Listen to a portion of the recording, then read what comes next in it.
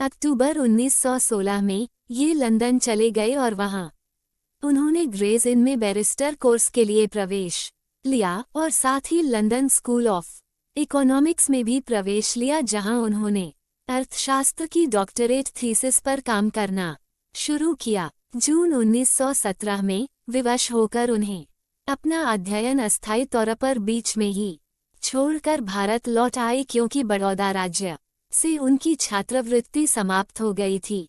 लौटते समय उनके पुस्तक संग्रह को उस जहाज से अलग जहाज पर भेजा गया था जिसे जर्मन पनडुब्बी के टारपीडो द्वारा डुबो दिया गया।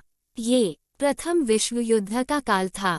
उन्हें 4 साल के भीतर अपने थीसिस के लिए लंदन लौटने की अनुमति मिली। बड़ौदा राज्य के सेना सचिव के रूप में काम करते हुए अपने जीवन में अचानक फिर से आए भेदभाव से डॉक्टर भीमराव अंबेडकर निराश हो गए और अपनी नौकरी छोड़ एक निजी लेखाकार के रूप में काम करने लगे। यहाँ तक कि उन्होंने अपना परामर्श व्यवसाय भी आरंभ किया, जो उनकी सामाजिक स्थिति के कारण विफल रहा।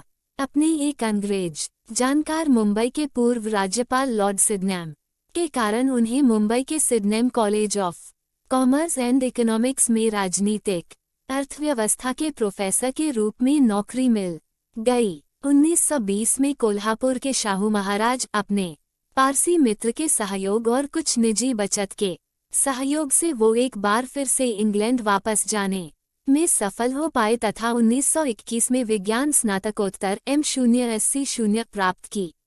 1922 में उन्हें ग्रेज इन ने बैरिस्टरेट लॉज डिग्री प्रदान की और उन्हें ब्रिटिश बार में बैरिस्टर के रूप में प्रवेश मिल गया।